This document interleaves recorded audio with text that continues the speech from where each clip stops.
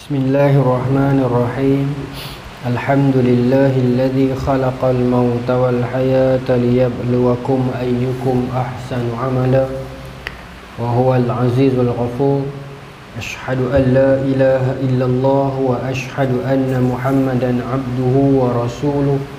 Wa nusalli wa nusallim ala sayyidina Muhammadin wa ala alihi wa sahbihi ajma'in. Radina billahi rabba wa bil islami dina wa bi Muhammadin nabiyyan wa rasulah. Tuan-tuan muslimin yang dirahmati Allah sekalian, Assalamualaikum warahmatullahi wabarakatuh. InsyaAllah tuan-tuan, malam ni kita akan menyambung lagi perbincangan kitab Qisasul Anbiya karangan Al-Imam Ibn Kathir. Kita berhenti bila lepas pada bab perdebatan antara Ibrahim AS dengan Raja Babylon, yakni Namrud bin Kan'an. Kita berhenti pada perenggan pada satu riwayat yang saya bawakan tak habis bulan lepas, menceritakan tentang siapakah Namrud, kaifa kana qabla ayusbaha mulka. Siapakah Namrud dan bagaimanakah keadaan Namrud sebelum dia diberikan kerajaan ataupun sebelum dia memiliki kerajaan dia sendiri. Baik. Qabla ayyusbaha mulkan kana yatana'amma bitarf wal mal. Namrud sebelum dia memiliki kerajaan sendiri, memang dia telah pun memiliki kecerdasan, dia telah pun memiliki kekayaan. Maknanya Namrud ni dia bukan kaya dengan kerajaan. Dia bukan jadi raja, jadi pemerintah baru buat duit dengan kekayaan tersebut, baru buat duit. Tidak, dia memang kaya dulu dah. Dia macam Trump. Senang bahasa mudah lagu tu, tak sampai level tu lah Trump ni. Cuma nak abang kata sebelum dia ada kerajaan, sebelum dia jadi raja, dia memang kaya dah. Sebab Namrud dia salah seorang yang pandai, di antara yang pandai. Dan disebutkan dalam riwayat ini, dia sebelum dia memiliki kerajaan, dia dah kaya dah. Baik. Baik. Kemudian dia cerita, wa fi yaumi minal ayyam kana Namrud yaghtasil. Satu hari, dalam riwayat ni cerita bagaimana permulaan perubahan hidup Namrud daripada orang kaya. Dia orang bangsawan yang dia ada istana sendiri, dia ada pelayan, dia ada small army, dia ada pegawai ketenteraan, ataupun bukanlah ketenteraan sangat, guard dia sendirilah, satu tim bodyguard dia sendiri yang mini, yang dia dah ada dah, tapi tak nak sampai level raja, tapi dia dah ada dah. Jadi dia dah ada gundik-gundik dia, pekerja-pekerja dia, staff dia ramai, dah ada dah, bukan tak ada. Saya masa pergi di Mesir dulu, kami pergi melawat Istana Qarun. Istana dia tu runtuhan, tapi tak runtuh lagi, kita boleh naik tangga semua tu. Memang ada bilik-bilik khas, bilik ni untuk bekerja, bilik ni ada terowong tu, masuk dekat terowong tu boleh tembus sampai Iskandariah. Orang yang jaga rumah dia tu cerita, jauh kan, berapa ratus kilometer kan. Lepas tu pula ada satu ruangan tu, bilik macam ni lah. Kemudian yang jaga tempat tu kata, bilik ni bilik kira duit, bilik kira kereta, tak ada apa pun, kosong. Lepas tu macam ada ruang macam letak barang, letak duit lah kot. Dinding tu dia tebuk kecil-kecil, tebuk macam besar-besar paku tu, dinding keliling. Tak ada lah sepenuh dinding, tapi beberapa tempat tertentu ada tebuk. Jadi saya duk heran kenapa ada tebuk. Saya tanya, adakah tebuk ni rosak ke apa-apa? Dia tak, memang daripada asal dulu zaman Qarun memang dah tebuk dah, bulat kecil-kecil besar paku ya. Jadi bila kita fikir balik tuan-tuan, cerdik Qarun ni. Sebab apa? Sebab tebuk tu itulah CCTV zaman dulu. Sebab di belakang dinding tu ada pegawai Qarun yang saya dulu tengok. Kok depa ni tipu ke, ambil duit simpan dalam poket ke. Tetapi adakah setiap masa pegawai tu duk tengok? Tak. Tetapi yang duk kerja dalam ni, dengan adanya lubang besar tu, dia jadi takut. Mana mungkin di belakang sana pegawai duk tengok. Mungkin tak tengok pasal dia tak nampak lubang kecil. Di balik sana depa duk tengok. Ataupun mungkin depa tu tengah duk sembang ke, depa tengah duk tidur, kita tak tahu. Jadi itu CCTV zaman dulu. Jadi disebabkan ada lubang halus-halus tu, pekerja yang dalam nak kira duit ni jadi tak berani nak ambil duit. Kata orang tu, bijaknya teknologi zaman dulu. Hanya dengan lubang kecil lah. Baik. Ini cerita pasal Namrud. Dalam ni cerita wa fi yaumi minal ayyam kana Namrud Yaqtasil. Satu hari Namrud tengah mandi, ada cerita lagu tu. Wa haulahu majmu'atun minan nisa'i, dan di sekeliling dia duk mandi ni ada para wanita, para gundik dia, para dayang-dayang dia duk teman dia mandi. Zaman tu biasalah, orang kaya mandi, orang perempuan kena duk yang ni bawa shampoo, yang ni bawa sabun, yang ni macam-macam lah kot. Adalah kaedah depa tu. Dakhala alaihi rajulun ahdab wa alaihi thiyabus sauda.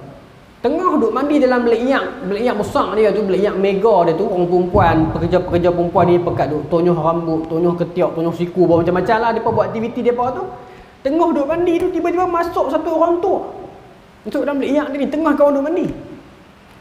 Wa alaihi thiyabus sauda, yang memakai pakaian hitam. Orang tua ni pakai tutup kepala, pakai pakaian hitam, masuk mencuih tengah-tengah kawan duk mandi dalam belik yak ni. Belik yak besar ni kan. Baik.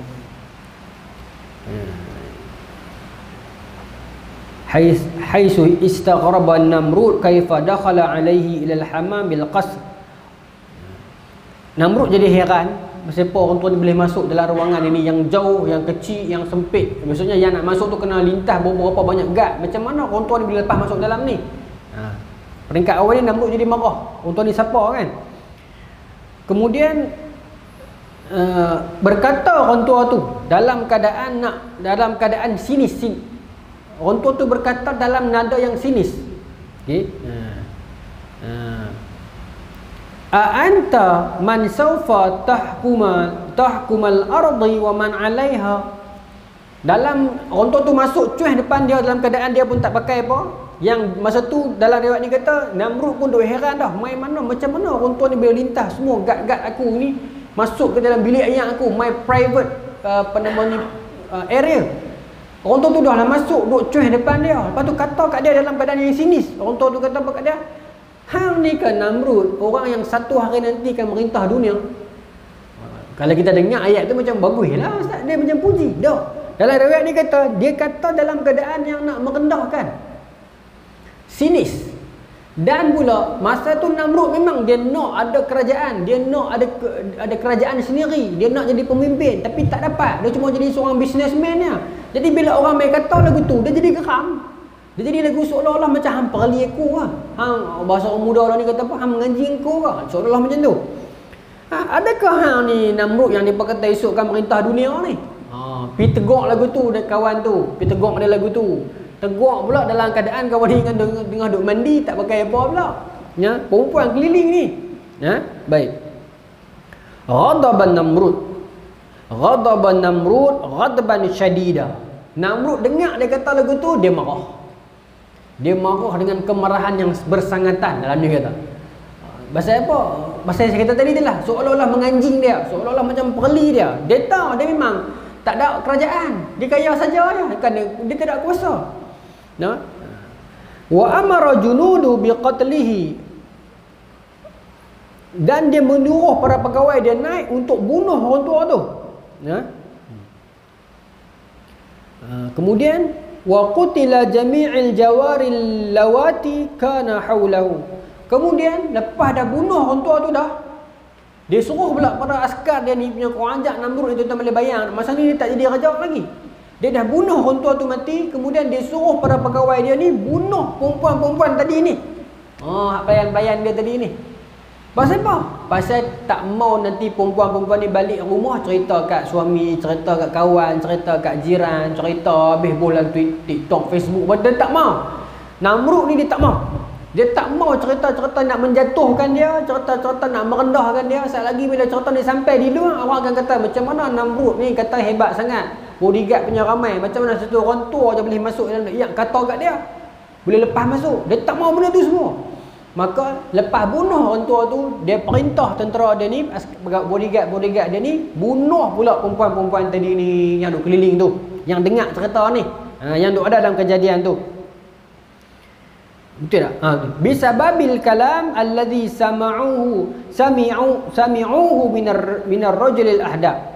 Disebabkan kerana mereka dengar, tak saya kata tadi, disebabkan kerana perempuan-perempuan ni dengar kata-kata orang tua tu. Jadi Namrud tak mau sekali dia bawa benda tu pergi keluar. Baik.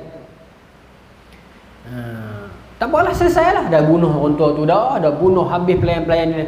Maknanya Namrud satu orang yang macam ni tu tak boleh bayang dah. Masa ni dia tak jadi raja lagi, dia dah zalim dah. Sampai tokoh-tokoh tu dia bunuh habis pekerja dia pun. Dia tak heran. Dia tak boleh dicabang. Kemudian lepas pada tu dia pun kembali ya'udu ila gharfatihi. Dia balik ke bilik dia. Dia habis mandi, dia suruh apa basuh selesai semua, dia pun pergi selesaikan diri dia ni, gelah-gelah apa semua ni. Dia naik pergi bilik dia. Ya'udu ila ghurfatih. Ghurfah bilik. Dia balik pergi bilik dia. Wajada rajulun nafsahu alladhi qad qutil. Dia naik bilik dia, tuan-tuan. Dia masuk bilik. Dia nampak orang tua tadi yang dia bunuh. Orang tua yang pakai hitam tu duduk tang tu, duduk cuih kat ketir dah. Cem terus kawan. Orang tua tadi dia bunuh dengan tangan dia. Tentera dia bunuh. Dah bunuh habis perempuan-perempuan lain ni. Orang tua yang masuk dalam layak dia kata kat dia tadi ni, dia tengok cuih depan mata dia yang tadi dia bunuh tu. Fata'ajjaban Namrud. Terus Namrud rasa takjub. Ini bukan orang tua biasa ni. Yang ni bukan manusia ni kalau macam ni. Lagi tuan-tuan, kalau nampak lagu tu Namrud nak lawan lagi ke? Namrud nak panggil tentera dan main bunuh pula ke? Tak dah perasan kan. Mati depan mata dia tadi, tiba-tiba cuih depan bilik dia, duk renyah kat dia. Kawan nak lawan lagi ke? Tak dah. Mati akal, mati langkah kawan pun. Fata'ajjaban Namrud, ta'jub Namrud. Faqala, kemudian dia berkata, man anta. Terus dia kata, siapa hang ni? Dalam keadaan takut ni, dia speechless kemudian tak ada nak bagi guard apa dah, tak ada nak lawan apa dah, tak ada nak maki apa dah. Dia tahu dia tak besar mana. Dia tahu orang tua ni bukan calon-calon orang. Maka apa mampu Namrud buat masa ni? Dia cuma kata, man anta. Siapa kamu sebenarnya ni? Kemudian berkata lelaki tua tersebut, ana amirun nur yaumi khalqin nur. Akulah pemerintah cahaya pada hari diciptakan cahaya. Dia kata lagu tu. Dia nisbahkan diri dia sebagai pemerintah kepada cahaya, amirun nur, pemerintah kepada cahaya pada hari diciptakan cahaya. Dalam tradisi sihir ni, orang dia ada istilah disebut sebagai apa? Lucifer. Lucifer, dewa cahaya kan. Allah Ta'ala alam lah ni Lucifer ke. Tapi jin lah. Jin lah. Dia tak kata api, dia sebut cahaya. Pandai dia nak main orang. Baik.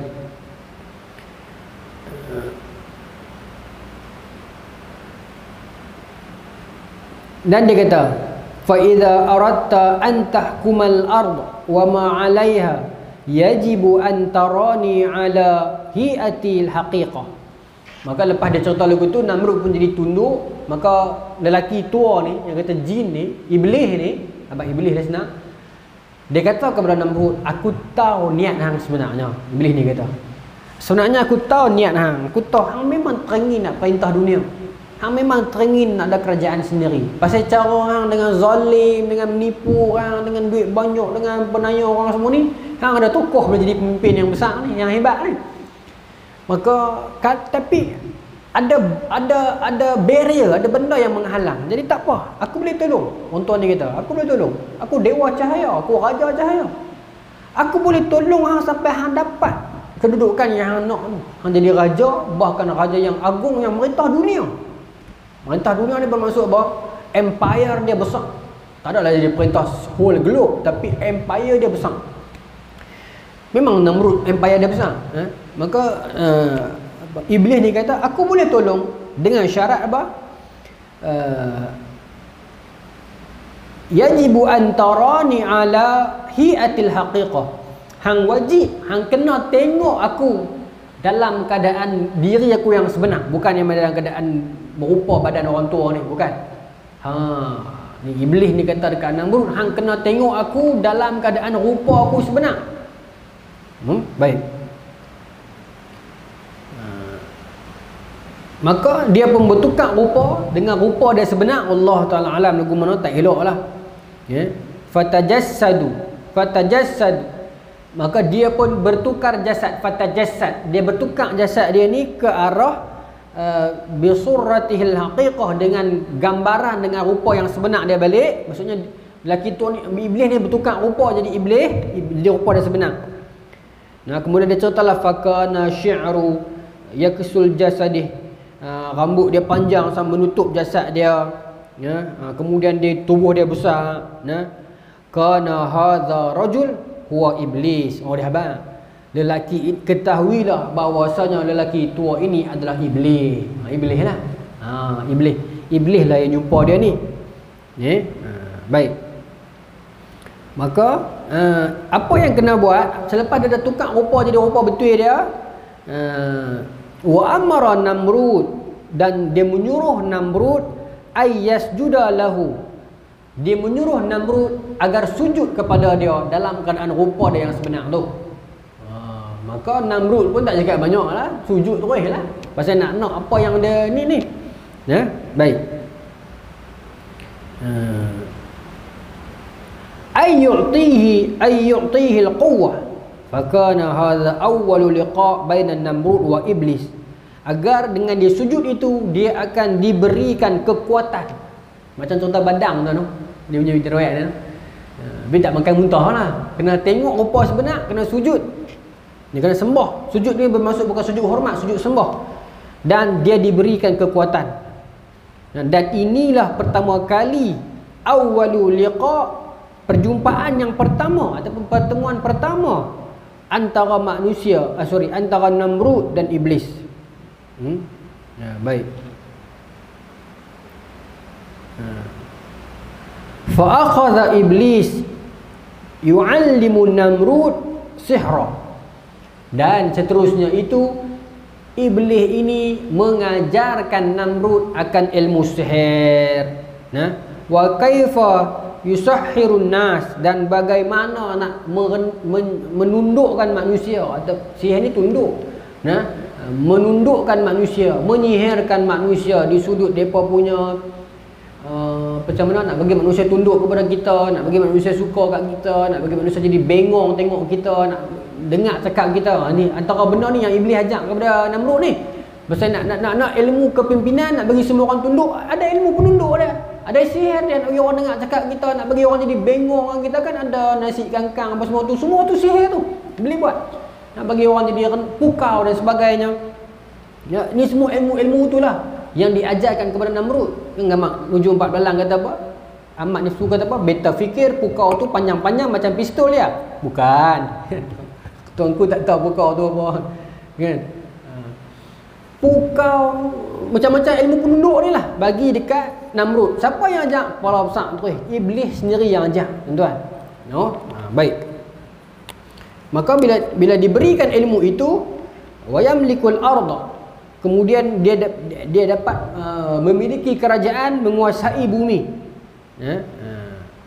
Wa ba'da an ta'allama Namrud fununus sihra, amarahu ay yuqtala abahu hatta, baik, setelah itu dia memiliki ilmu sihir. Antara syarat-syarat yang dia kena buat, Bismillahirrahmanirrahim.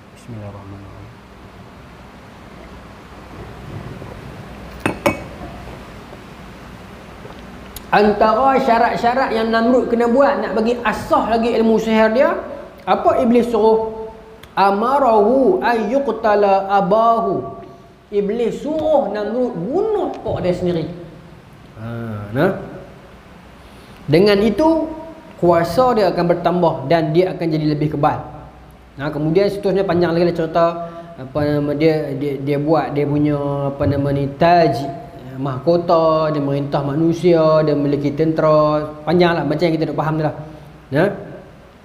Maka tuan-tuan, kita faham dah apa sahaja ilmu yang berkaitan dengan ilmu yang syirik, yang sihir ini, dia antara tanda-tanda dia yang orang awam kita ni boleh nilai, dia mesti pelik. Dia mesti pelik. Dalam hadis Bukhari, saya cerita dah ni, kat sini dah kisah saya. Seorang perempuan, Imam Bukhari meletakkan hadis ni dalam bab doa mak ayah. Doa mak ayah betul. Dia ada riwayat yang lain, tapi saya jumpa dalam Bukhari duduk dalam bab doa mak ayah. Seorang perempuan dia mai jumpa Aisyah. Dia nak jumpa Nabi. Maka Siti Aisyah Ummul Mukminin kata Nabi tak ada dah. Meninggal, wafat Nabi lepas wafat masa tu. Maka perempuan dia menangis, berguling. Pasal bila Siti Aisyah tanya, pasal apa kok? Dia kata, saya ada buat satu dosa besar, yang sangat besar, yang saya nak minta ampun ni, saya tak tahu lagu mana dah. Sebab tu saya nak mencari Nabi, saya nak minta Nabi tolong doa, dan saya nak dengar pengesahan daripada Nabi sendiri yang Allah dah ampun saya. Sebab dosa syirik. Tuan-tuan, dosa syirik Allah tak ampun, tapi Allah boleh ampun. Tapi bila ada Rasulullah, kawan-kawan ada pengesahan. Tapi bila tak ada Nabi, kita nak dapat pengesahan daripada mana? Ya Allah ampun tak ampun ni kan? Boleh tawakal lah. Maka dia cerita lah. Dia cerita apa? Maka Siti Aisyah tanya, dosa tu lagu mana? Cuba cerita tengok. Kok bukan syirik kot. Kok berasal lagu syirik saja. Bukan dia kot. Maka dia cerita, dia kata dia tak puas hati kat laki dia. Laki dia ni suka pergi menjaga, balik lambat-lambat, berapa bulan-bulan baru balik main. Maka satu ketika tu dia duduk teriak. Duduk teringat laki dia geram. Teringat sambil geram ni. Main satu orang tua perempuan pakai pakaian hitam, dalam hadis sebut kan. Mai tanya dia, hang nak tak lelaki yang tunduk? Dia nak. Hang nak tak, hang nak apa semua jadi? Dia nak. Kalau hang nak, malam ni hang ikut, hang pergi di belakang satu pokok. Maka malam tu dia pergi. Kalau dia sebut, dia sampai ke tempat pokok tu, dia nampak ada rontor tadi ni, di kiri dan kanan dia ada anjing hitam tinggi, besar, tinggi kuda. Pelik dah kat situ kan. Lepas tu dia tengok pokok tu, sebelah pokok tu ada api. Pokok tu ada ranting, ranting tu pula ada dua orang lelaki duk bergayut. Kaki di atas lipat dia ranting, kepala turun bawah. Pelik dah kat situ pun. Ni perempuan tu, makcik ni cerita kat Aisyah. Lepas tu orang tua ni kata, hang nak ada ilmu ni? Dia tak nak. Kalau hang nak, hang nampak ada api tu, nampak hampir kencing dalam api tu. Merepek lah tu, merepek ni. Dia pun pergi apa nama ni, tak gamak lah kan, nak kencing dalam api. Perempuan pula patah balik, tanya, kencing lagi? Dia mohon, dah tak kencing dah. Apa jadi? Tak dia apa pun, hang mohon, hang tak kencing. Pergi kali lagi. Dia pergi kali kedua, termenung lama depan api tu, nak kencing dalam api ke mana tu kan. Tak gamak, balik mai tanya, kencing lagi? Kencing dah. Hang nampak apa? Tak nampak apa. Hang mohon, hang pergi lain. Dia pergi kali ketiga, kencing sungguh. Tak marah sungguh. Kencing-kencing tu dia nampak lagu kuda, lagu orang naik kuda, bayang ni keluar daripada badan dia ni, keluar naik kuda api, keluar daripada badan dia. Maka dia balik pergi kat makcik tua ni, kencing lagi, kencing sungguh makcik hang nampak apa? Dia cerita lah, saya nampak benda tu keluar. Maka makcik ni kata, itulah iman yang sedang keluar. Itu makcik ni bagi ada satu dalam hadis sebut, macam benih gandum begitulah kan, bagi di tangan dia, minta jadi apa jadi? Dia minta tukar jadi tepung, tukar depan mata dia jadi tepung, tukar jadi roti depan mata dia. Maka makcik ni kata, hang dah ada ilmu ni. Maka dia balik, dia puas hati kan. Dia ingat dia nak kenal lelaki dia. Tapi orang yang ada secebis iman dalam jiwa dia ni, dia fikir-fikir, ni tak betul ni syirik ni, ni sihir ni. Fikir-fikir, maka dia nak minta ampun ke Allah. Itu yang pasal macam ni orang badui, orang dalam hulu. Maka duk tahu dah dosa syirik ni Allah tak ampun kan, secara umumnya, tapi Allah boleh ampun. Maka dia nak dapat pengesahan, maka dia pun pergi cari Rasulullah di Madinah. Tapi pergi cari, Siti Aisyah berkata Rasulullah tak ada dah. Jadi macam bayangkan perasaan dia masa tu kan. Pasal tu dia teriak sampai berguling tu, teriak sungguh-sungguh ni. Maka Siti Aisyah kata, saya pun tak berani kata. Yang tu yang penting untuk kita nak ambil pengajaran. Siti Aisyah kata, saya pun tak berani kata Allah nak ampun tak ampun. Dia nak dengar yang tu, dia nak dengar pengesahan tu. Kalau daripada Nabi dia boleh dengar jelas, mungkin Nabi boleh habaq terus, tak apa Allah ampun, Allah boleh wahyukan kepada Nabi. Tapi tak ada Nabi, Siti Aisyah kata, saya pun tak berani kata kok kes ni. Allah ampun tak ampun, saya pun tak berani kata. Cuba pergi tanya Abu Bakar, Pak Aisyah. Dia pergi rumah Abu Bakar tanya. Maksudnya Abu Bakar adalah khalifah. Cerita kat Abu Bakar, Abu Bakar kata, cerita balik cerita tadi tu kat sana Abu Bakar. Sana Abu Bakar kata, saya pun tak berani kata juga. Tuan-tuan nampak tak amanahnya para sahabat Nabi ni. Dia tak pandai-pandai jawab kalau tak tahu. Tak tahu, abang tak tahu, tak berani. Takut tersalah sebut kan. Cuba tanya Umar. Pasal Umar ni dia asyadduhum fi amrillah. Umar dia tegas sikit, dia berani sikit. Dalam hadis yang pasal tarawih, pasal witir tu kan, Nabi tanya Abu Bakar, witir bulan puasa ni Sayyidina Abu Bakar buat bila? Buat habis main tarawih ke buat pagi? Sayyidina Abu Bakar kata apa? Buat lepas tarawih, buat siap-siap. Meskipun pagi lagi nak buat teramulat, tapi saya buat siap-siap. Pasal takut tak jaga. Sebenarnya Sayyidina Umar kata apa? Saya buat pagi, saya mesti jaga punya. Sayyidina Umar dia jenis lagi tu, dia confident. Dua-dua Nabi kata betul. Baik. Maka tuan-tuan, apa nama ni, tanya Sayyidina Umar yang dengan ketegasan dia pun dia kata, aku pun tak berani nak kata. Minta ampun lah, minta ampun, cuma nak kata Allah ampun confirm, tak berani. Lepas tu Sayyidina Umar baru kata kepada Abu Bakar dalam hadis ni sebut yang menyebabkan Imam Bukhari susun hadis ni dalam bab ibu bapa tu sebab apa? Sayyidina Umar kata kepada Abu Bakar, Abu Bakar kata Sayyidina Umar, kalaulah makcik ni masih ada mak, boleh suruh mak dia tolong doa Ustaz kat Allah. Pasal tu Imam Bukhari letak dalam bab itu. Itu kita panggil sebagai fiqhul Bukhari. Imam Bukhari ni ada fiqh dia, pemikiran dia. Imam Bukhari dia buat Tabibul Abwab, susunan bab-bab tu pun menunjukkan kefahaman Imam Bukhari. Kadang-kadang hadis yang sama Imam Bukhari letak dalam bab perang, Imam Tirmizi letak dalam bab solat. Dia macam tu. Sebab tu cara meletakkan bab itu menunjukkan kefahaman Imam Bukhari macam mana. Walaupun mungkin hadis ni kalau orang biasa mungkin dia kata, ustaz, mungkin hadis ni masuk dalam bab sihir. Tapi Imam Bukhari punya pemikiran, fiqh dia nampak tak. Jadi duduk dalam bab doa mak ayah. Sebab Sayyidina Umar ke Sayyidina Abu Bakar, saya takut saya tertukar. Salah seorang di antara mereka sembang kata, kalau mak pak dia masih ada, boleh suruh mak pak dia tolong doa Ustaz. Punya berkat tu. Wali, orang tu apa? Wali hidup, wali keramat. Mak ayah kita. Tu Sudiman kata wali keramat tu. Kita kena duk sibuk cari wali di luar, pergi naik gunung, pergi naik mana lah cari wali di luar. Wali di rumah duk ada tak jaga. Yang tu yang kita takut tu. Yang tu wali paling besar sekali, confirm wali kita. Tapi kita bukan nak nafi wali lain, tapi nak beritahu yang tu belum tentu. Tapi dia rumah katakanlah masih ada, confirm wali kita dah. Wali keramat tu. Wali keramat. Dalam adab mufrad Imam Bukhari, kitab hadis ada apa yang Imam Bukhari buat keluar dalam bab adab saja, adab mufrad. Bab yang paling awal adalah bab berbuat baik pada mak ayah. Banyak hadis-hadis yang Nabi cerita, Imam Bukhari riwayat balik tentang kelebihan, keutamaan buat baik pada mak ayah. Sangat banyak. Tuan-tuan beli bacalah di rumah. Bagus. Maka tuan-tuan, nak abang apa tuan-tuan ni? Abang kata sihir ni dia mesti pelik. Itu point saya ni. Kencing dalam api dalam riwayat tadi tu. Yang ni apa ni? Suruh pergi main pelik-pelik, orang tu masuk dalam bilik yak lah, masuk suruh bunuh pak sendiri lah, apa benda tentang macam-macam cerita pelik-pelik. Kalau main pelik ada unsur sihir tuan-tuan. Kita pergi berubat di mana-mana, dia minta apa nama ni, taik babi ke, dia minta pelik-pelik ni, sihir tentulah. Tapi kalau pelik tu pelik yang bersifat lagu mana, kena tengok balik lah kan. Kalau dia kata dia minta, tak tahu, saya tak berani kata rawatan Islam ni, cuma saya nak kata yang tuan-tuan pun boleh nilai lah, yang ni pelik sangat ni, taik babi dia minta ni, pelik tu. Takut ada pasal apa, kena hati-hati tuan-tuan. Sekarang ni zaman orang bakat boleh berubat belakang. Malah semua bekat boleh berubat. Tahulah. Kena hati-hati. Kena hati-hati. Baik. Maka tu cerita dia Namrud sebelum dia ada kerajaan. Maka jelaslah kepada kita Namrud apa rahsia kunci kejayaan dia yang sampai dia boleh merintah dunia ni. Dia ada perjanjian dengan iblis. Dia ada perjanjian dengan iblis. Pasal tu bila Nabi Ibrahim dakwah, dia pun dia tak mau dengar, dan berhujah dengan dia pun dia tak peduli. Baik.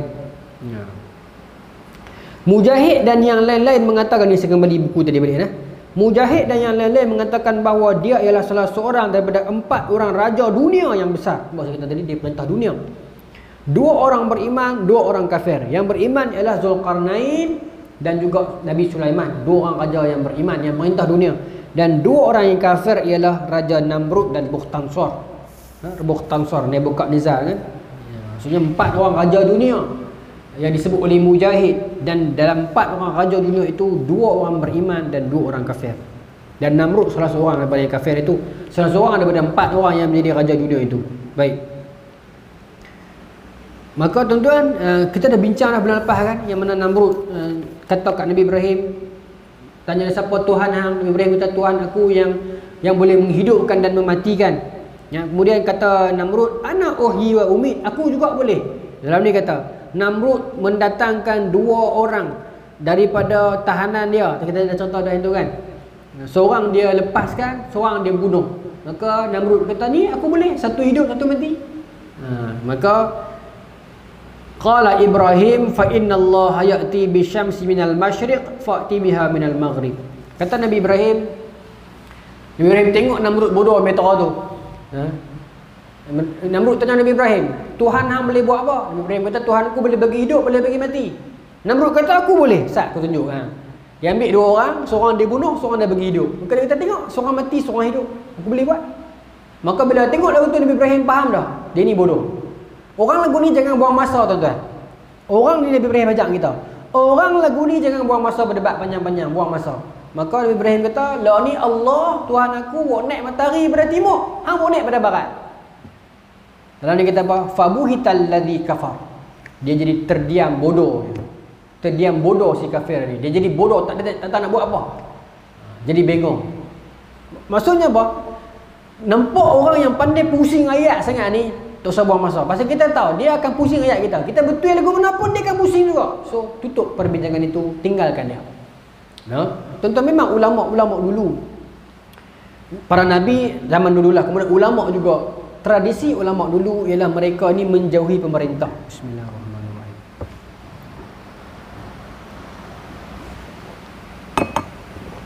Saya contoh sikit. Saya nak kongsi dengan tuan-tuan. Ni saya dah baca buku ni minggu lepas. Tunjuk tuan-tuan biarlah, kok tuan-tuan nak beli di Shopee dah. Saya tak ada kena-mengena lah, saya tak jual, saya tak ada kena-mengena apa. Saya kongsi dengan tuan-tuan. Perikatan Ulama dan Negara. Dia di Shopee ni tuan-tuan. Seronok beli buku di Shopee, di Facebook ni. Pasal buku dia rare. Dia buku yang bukan komersial yang kita dah jumpa di kedai-kedai buku ni. Dia buku terbitan universiti, buku lama-lama macam yang ni adalah apa, retah kerja. Dia buku main balik retah kerja, dia bukukan semula. Ada 2 retah kerja. Menarik pasal dia ilmiah, dia factual, kemas. Penulis dia ni profesor dalam sains politik dekat San Diego State University. Dia bincang tentang perikatan antara golongan agama dan juga negarawan, orang politik. Hubungan antara umara dan ulama.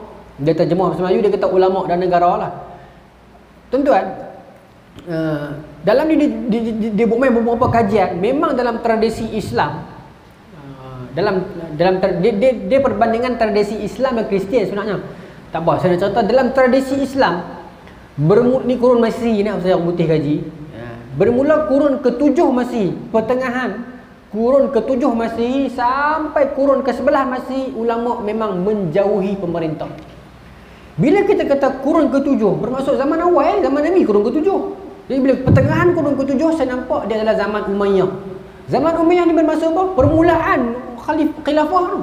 Kan? Permulaan khilafah ba'da Khulafa' Rasyidin Umayyah. Ulama-ulama, para sahabat yang masih hidup, tabi'in, menjauhi pemerintah. Nasihat, bukan boikot, nasihat. Tapi nak kita duduk dekat, nak pergi duduk, tak. Kita baca banyak kisah para tabi'in kan, apa nama ni, Urwah dan sebagainya, yang memang menjauhi. Kemudian Imam Abu Hanifah sampai kena rotan, terkeluar tulang bau ni, suruh terima pangkat, tak mau pangkat sampai mati. Azan. Baik. Siapa nak saya ceritakan tentang buku-buku ni no? Pasal seronok tuan. Kita kena hidup, kita kalau banyak membaca seronok. Kita banyak pengetahuan up. Yang ni saya baca minggu lepas habis dah, pendek kan ni. Sekarang saya tengah nak baca pasal perhubungan negara-negara dunia perang dingin dan pasca perang dingin. Dia main cerita antara hubungan antara Amerika dengan Romania dan dengan Soviet. Kalau kita baca sejarah itu tersebut, dia memang hari ni dia memang lebih kurang lah kata dia. Romania masa tu di bawah pengaruh Soviet, tapi dia nak sokongan Barat dan Amerika Syarikat. Apa yang Soviet buat? Lebih kurang macam sekarang, macam sejarah berulang. Menarik juga cerita tu. Kemudian saya baca dalam bab Ahmad Bustamam di Tanah Melayu, cerita tentang Angkatan Pemuda Insaf. Nantilah bila sampai masanya saya akan cerita. Cuma yang ni saya kongsikan tuan-tuan lah. Tuan-tuan nak beli baca RM1 tak ingat, RM10 lah. Profesor Dr. Ahmad Tikuru ni dia cerita pasal ulama. Saya nak cerita yang tu sebenarnya ni, nak relate dengan Nabi Ibrahim pun, benda bertentang dengan Namrud pemerintah dan sebagainya kan. Dia cerita dalam ni memang kurun ke-7 sampai kurun ke-11 ulama-ulama ada tradisi menjauhi pemerintah dan tak makan gaji kerajaan. Bukan saya kata salah nah, saya bawa kerajaan, tapi saya bukan ulama. Tapi nak beritahu mereka memang menjauhi. Dalam 4 orang imam mazhab, Imam Malik khalifah hantar surat khas nak minta jadikan Muwatta' itu rujukan rasmi kerajaan. Imam Malik tak mau. Okay? Imam Malik orang yang berduit juga, tapi dia tak mau. Dalam 4 orang ni, Imam Syafi'i pernah kerja kerajaan, sah. Lepas dia habis grad, saya bahasa mudah lah ni nah, dia jadi hakim di Yaman. Lepas tu dia kena fitnah, dia dibawa dengan rantai daripada Yaman sampai ke Baghdad kan. Jumpa dengan khalifah. Kemudian dia berguru dengan Muhammad bin Hasan Syaibani, anak murid Imam Abu Hanifah. Imam Abu Hanifah tolak jadi hakim ataupun jadi qadi qudah ni, hakim paling besar lah. Dia tak mau, tapi anak murid dah 2 orang. Qadi Abu Yusuf dengan qadi Muhammad bin Hasan Syaibani, dua-dua jadi hakim, makan gaji kerajaan, dan dia tak marah. Dia tak marah, dia tak ada. Tapi memang tak ada masalah lah. Bermaksud bukan tak boleh, tapi depa ni sendiri tak mau. Imam Syafi'i lepas tu tak mau dah, tak mau nak makan gaji kerajaan. Dia buat kerja sendiri. Kemudian dia menjaga Imam Zahabi, keluarga dia menjaga emas. Imam Al-Ghazali, keluarga dia buat kapal. Ni okey. Lepas tu tuan-tuan, Profesor Ahmad Tikuru ni dia buat main satu kajian seorang lelaki, Hayim Cohen. Kajian tahun 1970. Oh, yang ni saya seronok. Depa ni tuan-tuan, saya pun tak terfikir benda ni. Tapi dia pun terfikir. Saya minat. Saya ni sangat minat baca biografi ulama. Saya sangat minat. Jadi puas ke mana tau. Seronok baca cerita depa kan. Duk baca seronok lah. Tapi yang kata orang putih ni, Cohen ni, dia buat apa tuan-tuan? Dia menjalankan analisa yang sangat terperinci. Dia baca biografi ulama Islam. Dia ambil 3,900 biografi ulama Islam daripada abad ke-8 sampai abad pertengahan ke-11. Ni abad Mesir.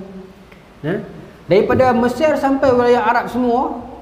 Dia ambil 3,900 terjemah biografi ulama-ulama. Dia ambil semua 3,900. Macam mana dia terfikir nak buat tu? Saya pun heran. Terdik 3,900 ulama Islam dia ambil pada kurun ke-8 sampai kurun ke-11. Kemudian dia analisa apa tuan-tuan tahu? Dia analisa pekerjaan ulama ni. Pekerjaan para ulama ini. Ya. Baik. Maka kesimpulan yang dia dapat, ulama-ulama Islam berbeza dengan ulama Kristian. Kerana ulama Islam dalam kurun ini berfungsi dengan kapasiti persendirian sepenuhnya. Mereka tak dilantik sama ada oleh penguasa ataupun mana-mana institusi agama. Mereka tidak menerima sebarang emolumen dan hanya perlu menyara diri sendiri dengan pelbagai kerja. Kemudian dikaji pula.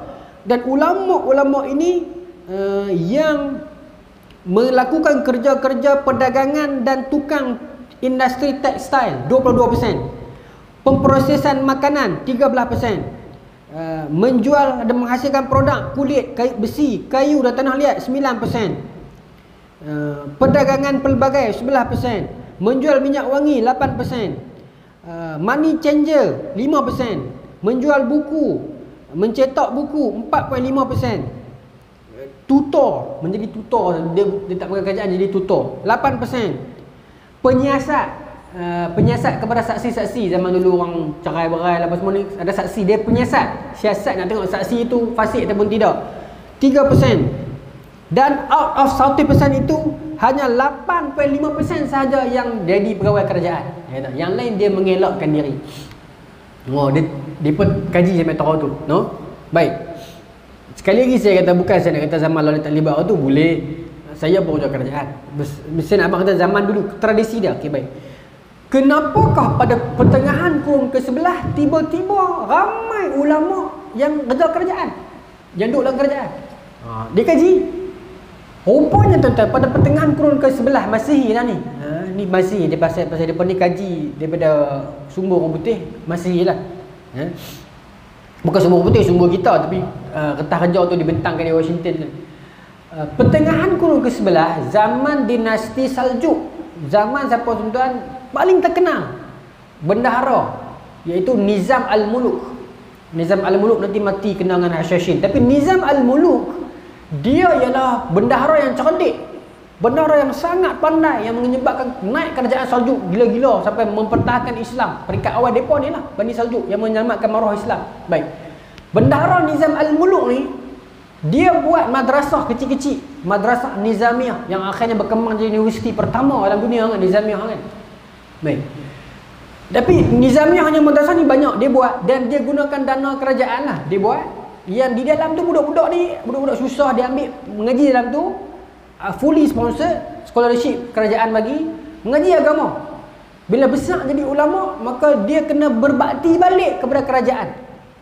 Di sanalah permulaannya ulama itu dia dididik dalam tradisi kerajaan, maka scholarship kerajaan dia besar, dan dia pun jadi penyumbang, dia pun menjadi penjawab awam. Itu tradisi dia yang bagaimana permulaan boleh masuk tu.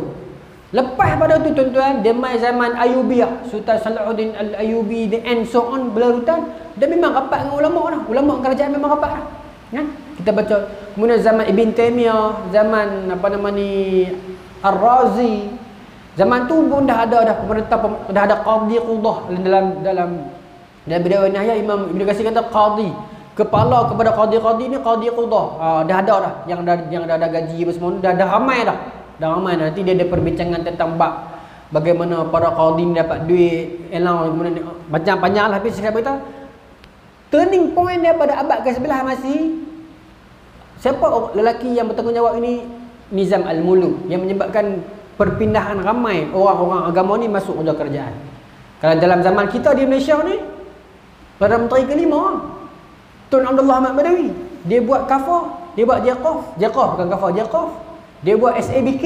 Berapa ramai ustaz-ustaz lulusan luar negara yang dulu tak ada kerja, balik Azhar, balik Timur Tengah, tak ada kerja. Dan zaman tuan-tuan dulu kan ingat tak ada kerja apa ni, buka kelas mengaji gitu ya. Dia jual-jual minyak wangi apa. Mai Pak Allah, dia buat Jaqaf, dia buat SABK. Berapa ramai orang Melayu Islam, ustaz-ustaz ni dapat kerja dalam kerajaan. Meskipun dia ada krisis lah dengan orang-orang yang kerja kerajaan asal ni, saya faham. Tapi yes, peluang tu masuk. Baik. Itu cerita dia. Buku dia ni Perikatan Ulama dan Negara, Profesor Ahmad T. Kuru. Saya beli di Shopee. Menarik tuan-tuan. Di Shopee tu ada satu channel, satu kedai nama Ilham Bookstore. Saya pun tak kenal dia. Tak ada ambil mileage apa. Saya suka beli. Pasal dia banyak buku rare yang kita boleh baca malam-malam sebelum tidur, dapat ilmu banyak. Sebelum saya baca falsafah sains pun menarik juga, pasal gereja dan sains. Baik, saya sambunglah nah. Baik, cerita dia Namrud. Tuan-tuan, kemudian cerita pasal Namrud dengan Nabi Ibrahim ni pendek ya, satu muka surat setengah ya. Imam Ibn Katsir tak masuk banyak. Sebab bila cerita yang main kat kita, Namrud yang bakat Nabi Ibrahim dan Nabi. Tapi versi Qisasul Anbiya Ibn Katsir, dia buat main riwayat kata yang bakat tu sebelum kes ni.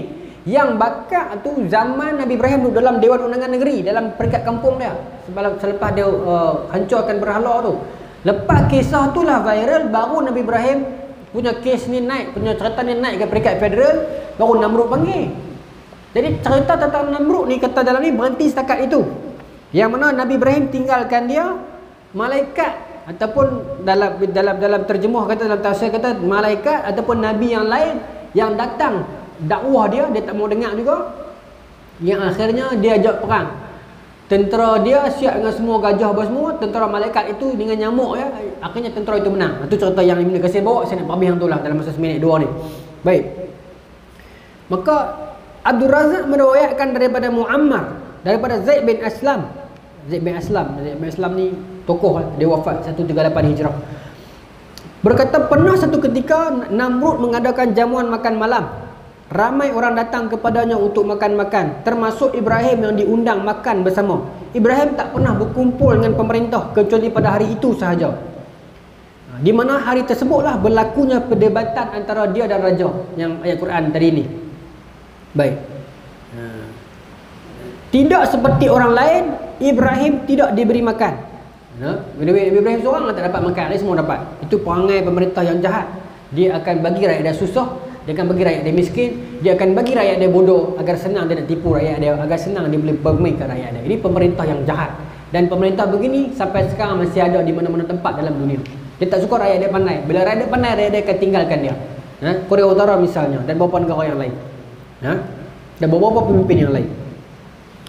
Maka Nabi Ibrahim bila pulang ke pangkuan keluarganya dalam keadaan tak berbalik apa. Keluarga dia mengharapkan sesuatu. Maka dia menuju ke gundukan pasir, lalu mengisi kedua-dua kantung miliknya seraya mengucapkan, aku akan menyibukkan keluargaku jika aku tiba di tengah-tengah mereka. Nabi Ibrahim ambil pasir, boilam bekas, bawa balik. Bagi anak-anak dia tengok, ada bekas ni, ada makan ni, ayah balik ni. Tapi bila balik tengok bekas tu, Nabi Ibrahim sembang sampai anak dia terlena. Tapi Nabi Ibrahim sangka macam tu, rupanya dia yang terlena dulu. Bila dia terjaga, dalam sebut bila dia terjaga, dia tengok makanan banyak disiapkan oleh isteri dia.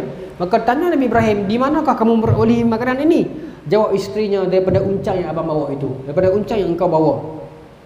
Maka tahulah Ibrahim bahawa itulah rezeki yang dikurniakan oleh Allah kepadanya. Baik.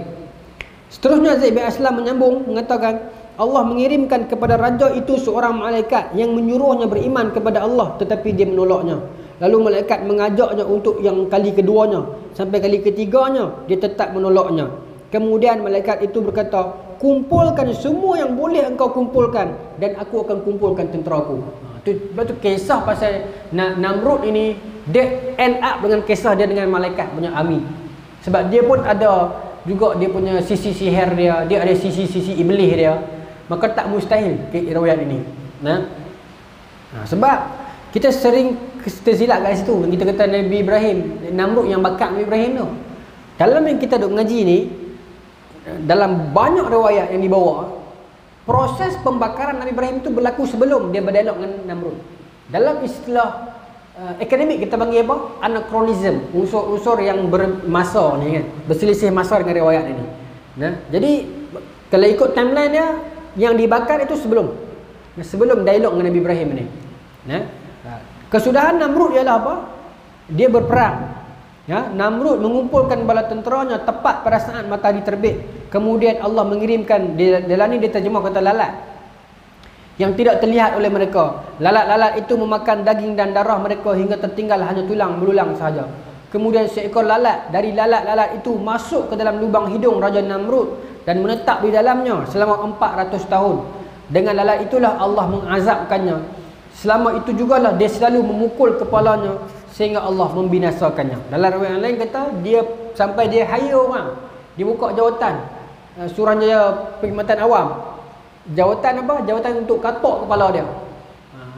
Maksudnya sebelumnya dia main rakyat dia, dia susahkan rakyat dia, dia bodohkan rakyat dia.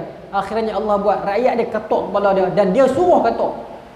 Dia buat jawatan bergaji orang untuk rakyat dia main katok kepala dia. Pasal lalat ataupun nyamuk ni duduk hurung otak dia ni, maka dia tak tahan sakit, dia suruh orang main rembuk kepala dia. Begitulah Allah memperbodohkan orang yang memperbodohkan orang lain. Bagi itulah Allah menghinakan orang yang menghinakan orang lain. Tuan, jangan main apa nama ni, bila kita ada amanah kerajaan, kita ada amanah kepemimpinan, kita kena jaga sungguh-sungguh. Kita kena jaga sungguh-sungguh. Pasal tu saya catat tadi tu yang bagaimana tradisi ulama dahulu depa sangat menjauhi pemerintah bukan kerana jahat tapi kerana takut. Qadhi Iyad ni nama tahfiz tuan-tuan. Qadhi Iyad, satu orang ulama yang sangat tegas dengan pemerintah. Tegas sungguh-sungguh dia. Kalau tuan-tuan baca kisah-kisah Qadhi Iyad dengan para pemerintah, mengalir air mata ketegasan dia. Dan ulama-ulama yang lain juga yang tak bergaduh dengan pemerintah. Tapi kalau pemerintah mai macam potong kona, contoh depa duk bagi fatwa, pemerintah mai potong. Nak mai tanya dulu fatwa. Apa kata ulama? Patah balik. Hang nak mai tanya urusan hang ke urusan apa? Peribadi patah balik batok. Hang tak nampak kalian batok. Nampak. Lah ni ambulan pun galah dengan kereta VIP. Tuan. Imam Abu Daud, khalifah panggil untuk mai mengajar di masjid. Boleh, tak ada masalah. Khalifah kata boleh tak ajak bukan di masjid, di Basrah. Imam Abu Daud kata okey. Kemudian khalifah kata boleh tak mengajak anak dia di istana? Tak boleh. Kalau anak mengaji, main di tempat aku. Depa kena fikir Imam Abu Daud.